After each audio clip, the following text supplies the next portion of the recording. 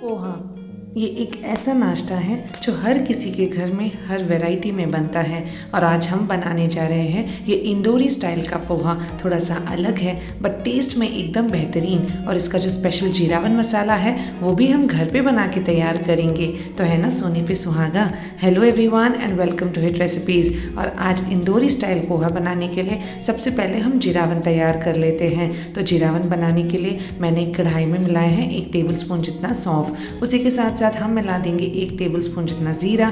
और दोनों को हमें अच्छे से मिक्स करके रोस्ट कर लेना है 1 मिनट तक। अब हम बाकी के स्पाइसेस में सबसे पहले मिला देंगे 1 टेबल स्पून जितने धनिया के बीज। उसी के साथ साथ मिला देंगे 1 टेबल स्पून जितने हम काली मिर्च के दाने। और इन्हें भी हम 1 मिनट तक और रोस्ट कर लेंगे।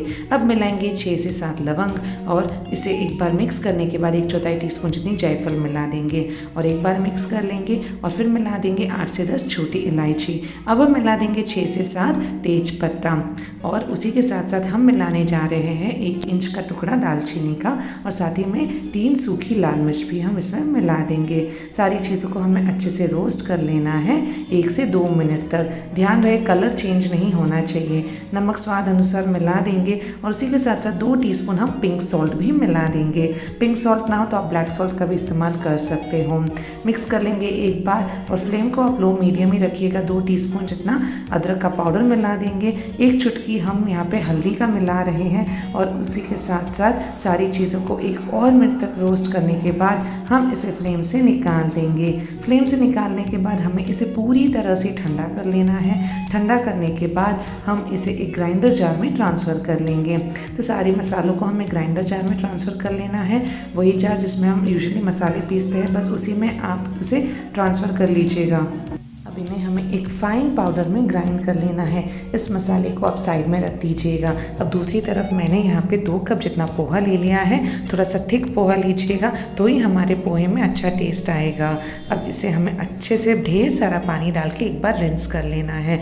इसे हमें सोक नहीं करना है, इसे बस हमें एक बार पानी डाल के इस तरह से इसे मिक्स कर लेना है। और फिर सारा पानी हमें निकाल देना है और फिर इसे हमें साइड में रख देना है। भीगते भीगते ही पोहा अच्छे से फूल जाएगा। अब एक कढ़ाई में तड़के के लिए 1 टेबल स्पून तेल मिला देंगे। उसमें मिलाएंगे 1 टेबल स्पून जितनी मूंगफली को हमें अच्छे से फ्राई कर लेना जब तक कि वो सुनहरी ना हो जाए। जब ये सुनहरी हो जाएगी हम इसे फ्लेम से निकाल देंगे और साइड में रख देंगे। इसे हम बाद में पोहे में इस्तेमाल करेंगे। अब उसी तेल में हम बाकी का तड़का मिला के पोहा तैयार कर लेंगे। 1/4 टीस्पून जितना हम राई मिला देंगे। उसी के साथ साथ 1/4 टीस्पून जितना ज़ीरा मिला रहे हैं। अब हम इसमें मिला रहे हैं 1/4 टीस्पून जितनी सौंफ और साथ ही में 1/4 टीस्पून जितनी धनिया के बीज। सारी चीज़ों को हमें अच्छे से रोस्ट कर लेना है। ध्यान रहे कोई चीज़ जले नहीं तो हमारे पोहे का टेस्ट बिल्कुल भी अच्छा नहीं आएगा। एक मीडियम साइज़ प्याज को फाइनली चॉप करके मिला रहे हैं। प्याज को हमें 2 से 3 मिनट तक अच्छे से सौटे कर लेना है। प्याज सौटे होने के बाद हम इसमें मिलाएंगे 8 से 10 कड़ी पत्ता। तो कड़ी पत्ता मिलाने के बाद हम इसमें मिलाएंगे 1 से 2 हरी मिर्च। मैंने यहाँ पे 2 हरी मिर्च को फाइनली चॉप करके मिला दिया है। इसे भी हम थोड़े सेकेंड्स के लिए अच्छे से फ्राई कर लेंगे। अब इसमें टेस्ट के लिए हम थोड़ा सा हमारा घर में बनाया हुआ जीरावन मसाला मिला देंगे। तो आधा टीस्पून जितना जीरावन मसाला मिला रहे हैं। साथ ही में 1/4 टीस्पून जितनी हल्दी मिला रहे हैं कलर और टेस्ट के लिए। इसे भी हम मिक्स करके 1 मिनट तक अच्छे से कुक कर लेंगे लो फ्लेम पे। तो हमारा तड़का ऑलमोस्ट तैयार है। अब इस तड़के में हम मिलाएंगे 1 चुटकी हींग की। मिक्स करने के बाद हम इसे फ्लेम से निकाल देंगे। निकालने के बाद हमारा पोहा अच्छे से भीग चुका है। तो अब हमारे भीगे हुए पोहे में इसमें मिला देंगे। अब इसमें हम एक मिठास के लिए मिलाने जा रहे 1 टीस्पून जितनी चीनी। उसी के साथ साथ नमक स्वाद अनुसार मिला देंगे और इसे हम अच्छे से मिक्स कर लेंगे ताकि पोहा और जो ये हमारा मसाला है वो मिक्स हो जाए। अब इंदौरी पोहा क्यों डिफरेंट है, क्योंकि हम इसे स्टीम करते हैं, हम इसे फ्राई नहीं करते।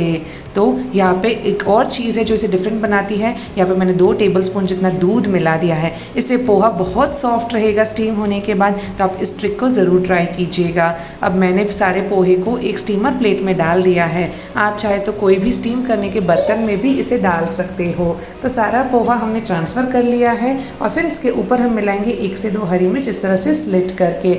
एक बर्तन में मैंने पानी डाल के उसे बॉयल होने के लिए रख दिया है और एक स्टैंड डाल दिया है। अगर आपके पास स्टीमर हो तो आप उसमें पानी डाल के उसके बॉईल करने के लिए रख सकते हो। अब पोहा का बर्तन मैंने उसमें डाल दिया है और इसे एक लिड से कवर करके हम इसे 12 से 15 मिनट तक स्टीम होने देंगे। 12 से 15 मिनट तक हमें इसे अच्छे से मीडियम हाई फ्लेम पे स्टीम कर लेना है। और फिर जब आप इसे निकालोगे तो आप देखोगे कि परफेक्टली खिला खिला हमारा पोहा बनके तैयार हो चुका है। तैयार पोहे को हमें बस एक सर्विंग प्लेट में ट्रांसफ़र कर लेना है। तो मैं यहाँ पे इसे सर्विंग प्लेट में ट्रांसफ़र कर रही हूँ। गरम गरम है पोहा, इसके लिए थोड़ा सा चिपचिपा लग सकता है, बट बाद में ये बहुत ही खिला खिला हुआ था। अब इसके ऊपर थोड़ी सी रोस्ट की हुई मूंगफली मिला देंगे। उसी के साथ साथ थोड़े रोस्ट किए हुए हम पोमोग्रेनेट मिला देंगे। पोमोग्रेनेट ऑप्शनल है, आप चाहे तो इसे स्किप भी कर सकते हो। अब हम इसके ऊपर मिलाएंगे थोड़े से फाइनली चॉप किए हुए प्याज, और उसी के साथ साथ हम इसके ऊपर मिलाने जा रहे हैं थोड़ी सी मोटी सेव। मोटी सेव के साथ ही हम इसके ऊपर मिला देंगे 1 टेबलस्पून जितनी फाइनली चॉप धनिया। और फिर आप चाहो तो इसके ऊपर थोड़ा सा और जीरावन मसाला छिड़क सकते हो, या फिर आप इसे सेपरेटली भी परोस सकते हो। कुछ स्लाइसेस हम नींबू की भी साइड में रख देंगे, और फिर आप इसे गर्मा गर्म जलेबी के साथ परोस सकते हो, एकदम इंदौरी स्टाइल। इस डिफरेंट से बट एकदम बेहतरीन पोहा को आप एक बार ज़रूर ट्राई कीजिएगा, ये सबको बहुत पसंद आएगा। और अगर आपको आज की रेसिपी पसंद आई हो तो अपने फ्रेंड्स और फैमिली के साथ आप इसे शेयर भी ज़रूर कीजिएगा। चैनल को सब्सक्राइब करना बिल्कुल भी मत भूलिएगा ऐसी मज़ेदार रेसिपीज़ के लिए। Thank you so much for watching.